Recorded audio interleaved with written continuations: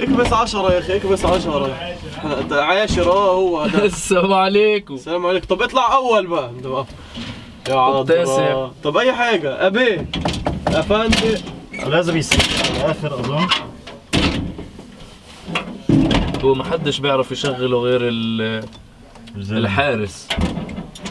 هلا هم مسكرينه مزبوط من برا. على العافية. سكروه. باك فروم ذا مش كان يطلع. لا ايه في بقى الاثنين كويس. طيب قفلناهم كويس. حلو. لا هي في بسكوت.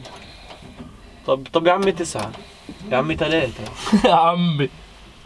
يا عمي يا بتاع الورد. إذا حدا فيكم مفكر إنه فاهم إشي هو غلطان. حلو. كله منيكة اللي بكتبه. يعني كل شيء موجه يا إما لحدا بعرفه، يا إما لحدا بكرهه، يا إما لإشي صار معي أنا متذكره. بس إنه هل الليركس هذا يعني بتقدر تعمل له ستوري لاين وحاجات إنه هو يكون حاجة واضحة تقدر تشرحها لأمي مثلا ولا لحدا كده؟ لا. هي زي ما هي، بس هي يعني إذا بدها تنشرح فيلم أخو شرموطة بدي أقعد ساعة أشرح كل أغنية وحيطلع بايخ كتير.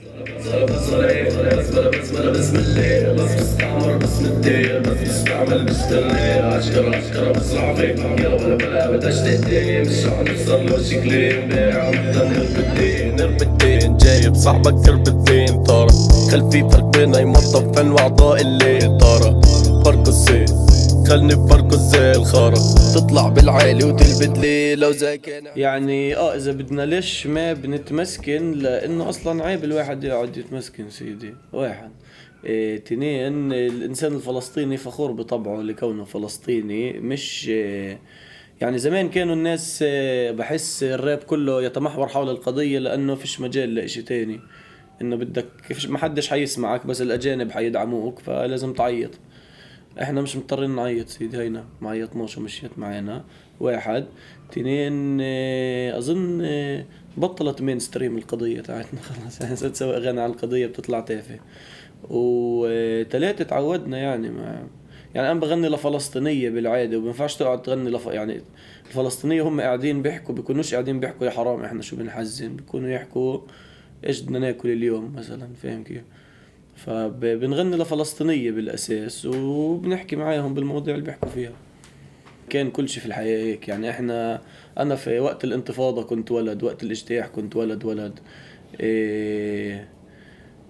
وما شفتش دواوين قصص يعني حربيات وحاجات. يعني أهل غزة مثلا بيقدروا يضلوا يغنوا عن الحرب وهيك لأنهم ماكلين خرا، بس إحنا سكان رام الله القدس بنقدر نغني عن البعبصات اليومية. بس إنه خلص راحت ايام. اسأل كمان مرة بجاوبك جواب تاني. ايه كبير.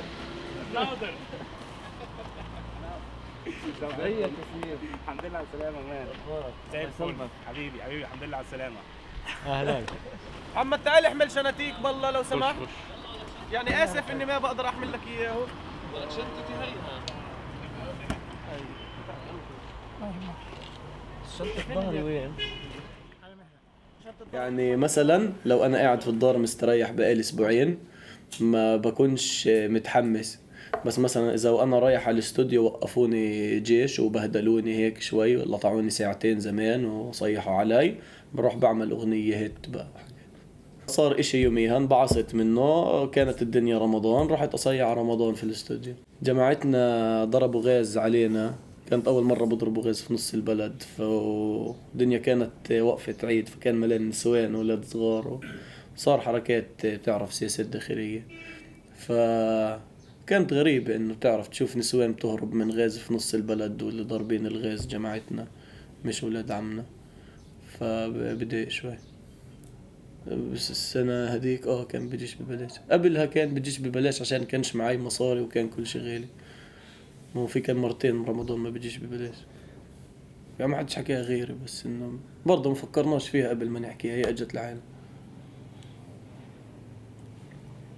بعدين مش المفروض رمضان كريم وبتاع، بعدين بروح الواحد بنتاك بعد رمضان ديون عشان يلحق لحمي على الجيران وضر حماه، ودار خيل ودار طيزي. بحب أخاطب دودم، يعني شباب الورد، يعني الشباب يعني اللي هيك منظرهم، يعني مش متعون، مش خريجين جامعات ومدارس والطبقة المتعلمة والمثقفة، لا بقى شو تسموهم انتو؟ ثواني بس، مثلا اللي ما دخلش السلام ما تعلمش الكلام. ليه ما تعلمش الكلام؟ بالضبط، هدول الناس اللي في الشارع، هدول اللي بيعرفوا في الكلام بقى احنا بنتكلم معاهم. يعني اذا بحاول احكي مع هدول الناس، بكتبش وانا صاحي برضه يعني بكتب وانا سايح. مرات بيجيني بيقول لي انا عاوز يعني مودي بشكل عام كده، فاعمل لي بيت حوالين المود ده. او مثلا بيقول لي اعمل بيت على ذوقك، فبعمل حاجه على ذوقي وهو بكتب على البيت. مثلا هذا ايجابيات سلبيات. مثلا ايجابيات بطلع اغاني واو نويس وحاجات، بس مرات كتير ببطل اعرف اكتب، انه خلص ما مثلا قعدت واشتغلت فترة، مثلا روحت على الدار هلا معي مصاري بقضيها قاعد في الدار ببطرن معلم، بقعد لشهر زمان هيك ببطل اعرف اعمل اغاني عشان مرتاح. خلص انها ايش ده غني عن شو، ما انا مرتاح، ما فيش بعصات في حياتي اليومية. بعد الشهر هذا بخلصوا المصاري بنبعث عشان معيش مصاري بصير رابر جامد.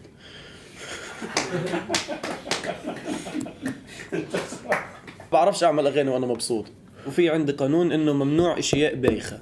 انا شايفه بايخ، يعني بفضل لو عملته بطريقة تانية، بس هيك اجا وقضاء وقدر. بنساك ما كانش موجه الليركس، كنت بحاول اطلع رخصة، هذا كان المين كل شيء يعني، بس نهاج 11 ورخصة ورمضان السلام عليكم، والباقي يعني انسيابية. لا سخط إسرائيل. بنساك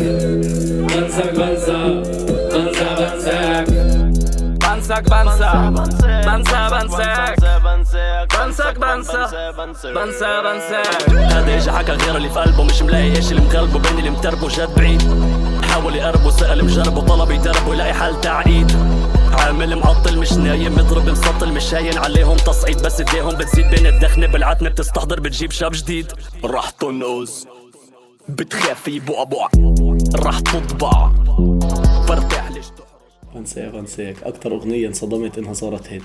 لما قعدنا نشوف الأغاني ونحكي مين حيصير هيت ومين حيكون مش هيت، بنساك كانت مع المش هيت طول حياتها، حتى نزلناها أول إشي عشان إنه تحمل البعديها المحرزات، بس واضح إنه أسأنا التقدير في بنساك.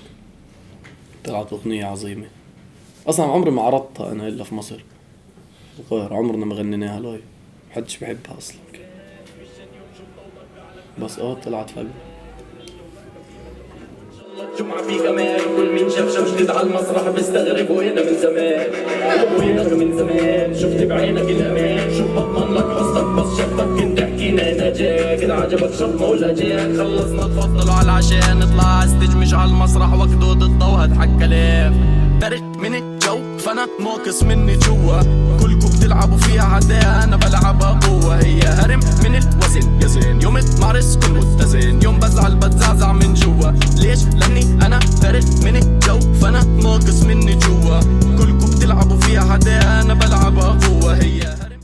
طقوس طقس بروح او بروح عند محمد بالمساء يعني المغرب، بنبلش نسيح، اول ما نخلص سيحان وانا اكون يعني فتت في المود، بيكون هو خلص تسوية البيت، بروح هو بنام، بصحى بحكي له يلا سجل، بيقوم بسجل، بنرجع بننام على 6 الصبح. بمسح كتير بس انه معي يعني هيك 3-4 ساعات اكتب وامسح واتكتك وارتب وخلص. اكتر مرة تواصلنا انا وناظر لما بدنا نكتب اغنية انه كونسبشوال، كانت حكيت له اعمل اشي حزين خلاص، يعني بدنا نعمل اغنية، هو بده يعمل الكورس، قلت له اعمل اشي حزين، سوى اغنية حكى حزين حلو، بعدين قلت له بدي اغنية دموع، عمل بيت دموع حزين برضه، وبلش الكورس تاعه بكى بكى بكى بكى. خلاص كده التواصل كلمة واحدة وخلاص. الباقي ما حدش بخطط، ما حدش بيعرف شو بكتب، بطلع البنت تطلع بالاخر. بس وانت بتكتب بتتاكد انك ما بتحكيش حكي فاضي يعني. فاهم علي؟ فيش شي في الدنيا كل شي شفتني لون اسود كحل عتمي وانا نازع على قلبي ودعتني انا نازع على المعبر ودعتني في الشب خضار نص ساعة طعني سكاكين مش ليه سكاكين مش ليه يلا اقطع اقطع اقطع امسك معنا كل من يتجرأ لو جاك ماشي لو جاك زحفل لو جاك على تخت يتحرك لو جاك يتألق لو جاك بجاكيته يتألق لو جاك موجات لو جاك وما جاش لو بدا بالرفق او بين كل شي خلوا اياه كان حلو عتمقة موجهة إلى الشعب دايركت. يعني بتصحى الصبح على الساعة 5 الصبح عشان تروح على الشغل، صح؟ بيكون فيش اشي في الدنيا، كل شي شوف كيف لون أسود كحل وعتمة. وين بتروح على الشغل؟ بتنزل على كالنديا. مين بيحكي لك باي؟ امك بتحكي لك باي. فوانا نازل على كالنديا ودعتني. ايزي، صح؟ عادي، قصة انسان رايح على الشغل الصبح، ما فيش فيها هيدن مسجز. حاجز عسكري. بنوقف هناك الصبح هيك، يعني هو يعني 4 مسارب، 3 مسارب للسيارات و6 مسارب للمشاة، والمشاة في حتة بقى وحواليهم اقفاص وحاجات. هو السيارات بمرق بتفتشوا وبتاع، وفي شارع للباصات، وفي مدخل للناس اللي معهم هوية زرقاء، وفي مدخل للي معهم هوية غزة، ومحل يعني انت رايح يعني ورشة تعال نقول، يعني بدك تتدرب بالأول عبين ما تصير شاطر في غولندا. يعني أنا في أحسن أيامي كنت أقدر أقطع المعبر بربع ساعة، إنه كنت مجحف. حوار بقى إنه ما بنحكيش عنه معبر، لأنه معبر بيكون إشي يعني زي إنه أيوة بالضبط، إنه بتعبر من مكان لمكان. وبما إنه إسرائيل أصلا على في دماغ الإنسان الفلسطيني مش موجودة، فهو مش معبر، هو حاجز يحجزك عن فلسطين التانية. أكيد لو فيش قلنديا كان فيش كحل عتمة، صحيح. بعدين كتبتها أيام طلعنا في موضة إحنا الفلسطينية الطعن، كان الوضع كتير حساس، وأنا كنت يعني شغلي في منطقة فيها يهود كتير، وبركب في قطار كل يوم عادي، يعني بكون واقف إنه 100 رعب بس جامد. بس بتحطش ايديك في جيبك، لانه اذا بتحط ايديك في جيبك بفكروك رح تطعنهم وبتتفتش وبتنطخ حاجة. الحمد لله قد سليم. قرأوا الفاتحة من طابق الرابع عنقة اسمع نشنق مصرف بنحافظ استثمر معنا وكن رابح. والجولة الثانية راح تبقى قريبا نروح طامش في ورانا كوادر بنخافش راح نعمل رابطة بمراكش. عادي الكل عادي عادي جوك على عادي بقول بالعادي مسك زي المسك افتح له الباب تطوق عادي وكل عادي هي زي كل قاسي وكل غاصي على راسي وقط راسي يا استاذ فمراضي على مداري قول راضي بكون راضي تروني بكون. لا مش في المعادي، عادي فعل امر من عدو، فانت تعادي هؤلاء الناس، فهذا فعل امر اذهب وعادي الكل، عادي الناس. لا هي مش عادي بتخلص بالياء. يلا درس عربي شباب، حلو. نرجع للمصدر الثلاثي تاع مثلا كلمة عدو، الأعداء، حلو. عدو عين دال واو، حلو. فمثلا هذا الاسم المخاطب اللي هو في عندك فعل مضارع يعادي، وفعل ماضي عادة، وفعل أمر عادي بتيجي بكسر الياء منع من ظهورها الثقل ولا بتاع، فعادي فعل أمر. يعني مثلا زي نيك، حلو. نيك الكل، نيك الناس، نيك هدول، نيك هدول. بس عادي أصبح عدوا. وليه كده؟ عشان البيت كان هيك. في كتير تركات بيعملها الواحد، هاي مش عشان تنزل للناس، هاي عشانه. مثلا في تركات بيعملها الواحد انه هو بيكون في مرحلة بس هو ما بيعرف انه في هاي المرحلة الانتقالية فنيا. مثلا بتكون انت دماغك اللي بيسوي موسيقى. انا انسان لله باسف، يعني فاهم انه بعرفش انا اصلا اني بعرف اسوي اغاني. عمر قعد 2 سنين يقنعني انه اللي بسويه حلو، عامر بمعنى هيكل. ايوه هذا الانسان ذو الشعر الطويل، سنتين وهو بيقنع في انه هذا جد اغاني حلوه. انا بحكي له لا يا عمي انا امبارح بلشت اعمل اغاني واكيد مش حلو، يعني لساتني جد فاهم يعني انه مثلا نجار اول طاوله بسويها حتكون مش احسن طاوله. هو بحكي لي لا كتير منيح. فعبين ما اقتنعت اني بعرف اعمل اصلا كان قصه، بس من ايامها واضح انه كان جامد. كل اغنيه مهمه زي ولادي، زي ولادي فيش مجال يعني بدونها كانت تعملش الاغنيه اللي بعديها. فاهم؟ لو عملت 10 اغاني خرا بس بعديهم اجت اغنيه كتير منيحه، لو ما عملتش ال10 اغاني خرا كان ما عملتش الاغنيه الكتير منيحه. فاهم علي؟ عملنا اغنيه اسمها هني اول واحده مصوري مصوري مصوري. لا اول وحده لا انساك منها هذيك. قال محمد اللي هريدي. قال محمد الهريدي عند الخطر خليتك بيدي يا دوب نجحت تمهيدي ابن الخليل قلب صعيدي. ايوه حاجات زي كده. اغنيه نايس كانت بس برضو ما نزلناها. بعدها بلشنا اوتوتون وبتاع اوف عملنا اغنيه الحب الخرا هذيك. انا كنت جاهل تعال نسميها حلو لل 2015 وانا جاهل موسيقيا منيح التسميه يعني، بس معش اشي عليه اقل من انه شيء من مش شرط مين ستريم، بس انه مين ستريم في فئه معينه. مثلا شو اللي سمعتك اياه هاي شو بدنا نساوي العمر رايح مرة نزعل مرة نسامح يا رايح لحبيبي قول له الشوق اللي بعيني فاضح. هذا عراقي مثلا ولا حدا فيكم سمعها، بس انه بالنسبة لي كل حدا بعرفه ايامها كان حافظها.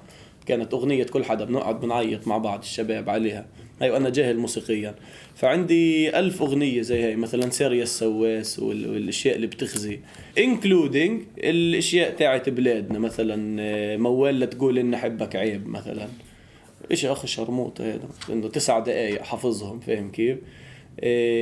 فمتأثر في مش في اللوكال، متأثر في ايش اللوكال كانوا يسمعوا على ايام ما كنت جاهل موسيقيا.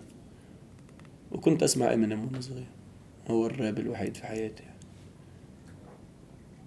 الاجنبي راب عربي سمعنا دام وسمعنا كلاش السعودية لما كان في بيف اخو شرموطة وكلهم بيسبوا اخوات بعض. كان احلى ايام في الحياة. كان بضل يهت على الشباب شعرهم طويل يا شباب الكل يا طروش البحر شباب الكل ما خنيث وغجر. مثلا مخانيث. فلوكال لا يعني بس اللي سمعته مع كل شيء تاني، بس فيش اشي لوكال مسيطر.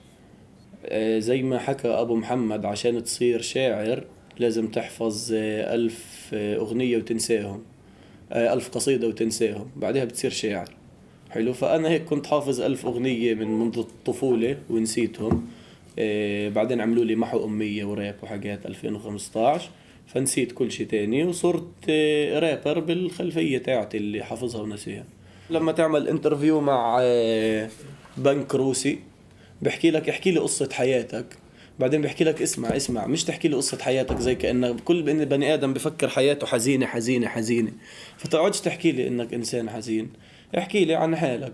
فبتصفي لما حدا يسألك هيك سؤال تقعد تحكي عن حالك وتكتشف انك بني آدم عادي ومش يعني حياتك انه التجارب مش هالتجارب الواو يعني انه عادي. ما فيش هالتجارب الواو، في تجارب عادي واذا بدنا نعملها قصة حزينة بنفع، بس هي مش عن جد قصة حزينة. انا 24 بدي اتجوز على 28 فمعي 4 سنين، لانه لما اروح اطلب صاحبتي او اللي هي البنت اللي بدي اتجوزها راح يسألني ابوها شو بتشتغل ومش راح احكي له رابر. بس اذا من هون ل4 سنين بكون اقدر احكي لابوها انه انا رابر وانا واثق من نفسي ممتاز. بس انا مثال انه ابو البنت انه بحكي يعني بشكل عام مش بشكل خاص ومفصل عن هذه الحادثة. اذا بتشتغل مثلا في بنك حلو تعال نبسط الحياة، انا انسان غبي عمي حلو. بتشتغل في بنك بيجيك معاش تقدر تشتري دار بتعيش حياتك، مثلا تجيب اولاد تضلك عايش حياتك التافهة بتطعمي في حالك وعايش في تاع الهامستر هذا العجل بتلف حلو. بس مثلا رابر بتطلع وبتنزل وبتوقع وبتتبغى او بتزبط وبتزبط وبتزبط وبتزبط. فاذا شفت حالي بطلع وبوقع راح اتبغى، راح اروح اعمل حاجة تانية. اذا شفت حالي بطلع وبزبط وبزبط وبزبط عشان نفسي يعني، مش عشان الناس، مش عشان المصاري. اذا انا يعني عارف انه حيصير عمري مثلا 35 سنة وانا لسه مش عارف شو بسوي، راح اكون 100 رايح. ممارس الاول وده خلصوا الحاجات الاهم في المهم. تمام.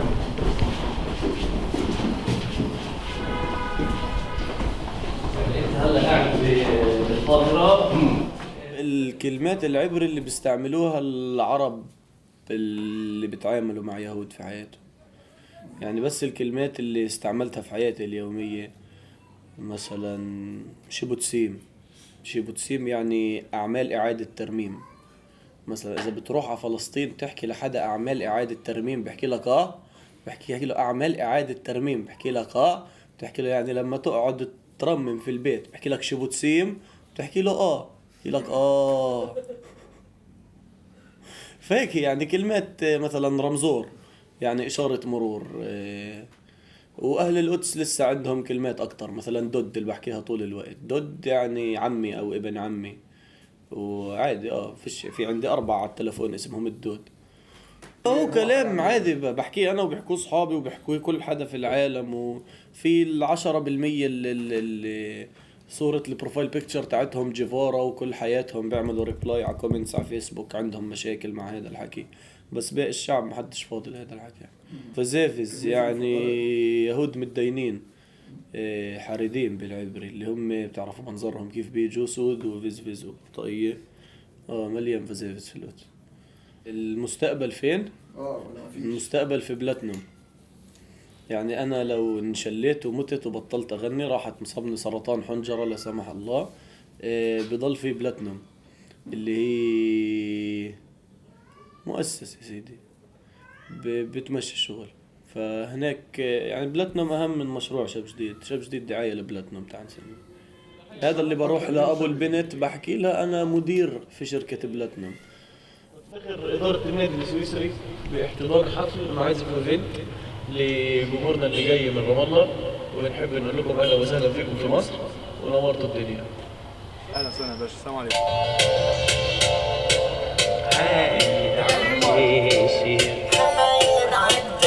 هلا أنا قبل الحفلة بكون يعني زي الزلمة اللي مرته عم تولد، إنه راح يطلع معاق، راح يطلع أطرش، راح يطلع زنخ، راح يطلع ناصر.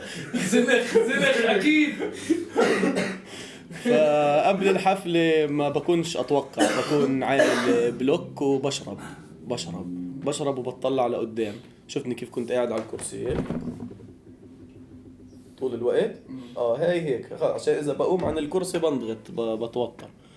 بس يعني بقول إن شاء الله أنا تزبط وزبطت. إشي فاجرني هيك أخ شرموطة.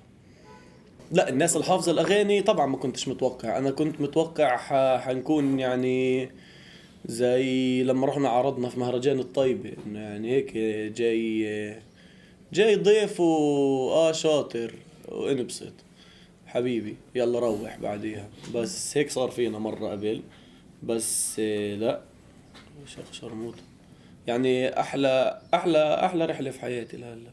أنا أحلى أغنية إلي بعرفش هلأ في مصر عادي أكتر أغنية مبسوط عليها، بس أما يعرف الحكومة يعرف له حياة الشرطة. هاي أحلى أغنية، يعرف الحكومة. ما كناش شايفين هيت لا، بس دواوين بحبها كتير بس زهقانها هلأ. بس أول ما نزلت دواوين سمعتها كتير، وهملاني سمعتها كتير، وشوفني سمعتها كتير. هملاني كانت أغنيتي المفضلة لسنين. في عندي أغنية مفضلة هلأ مفضلة بس محمد بدوش ينزلها ناظر، عشان البيت خرا زي وجهه فبدوش ينزلها. في سيارة وحبيبي وقفيلي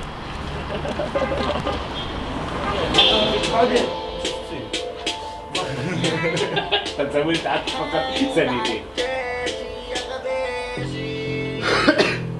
وين في دي صافن فانيك على المنصة، بعرف حالي فعتمة نظرة مرحبا نعم اللحظة، بسمتي قالت لي جرب حظك فمش حشيش. أنا عندي نظرية، أنا بدي أبطل راب بعد 4 سنين، صار لي 2 سنين بحكي. بعد 4 سنين، او انه هيك بس اضرب مثلا، اعمل 3 هيتس 4، مش عارف، بس اشبع يعني.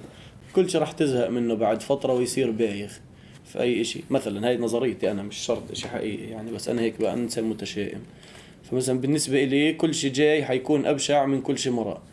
لانه مثلا لما كنا في الروضة كان كل شي حلو، بعدين رحنا على المدرسة صار كل شي شوي ابشع بس لسه حلو، بعدين رحنا على الثانوية كان كل شي اخو شرموطة بس لسه وانت صغير احلى لسه، فاهم؟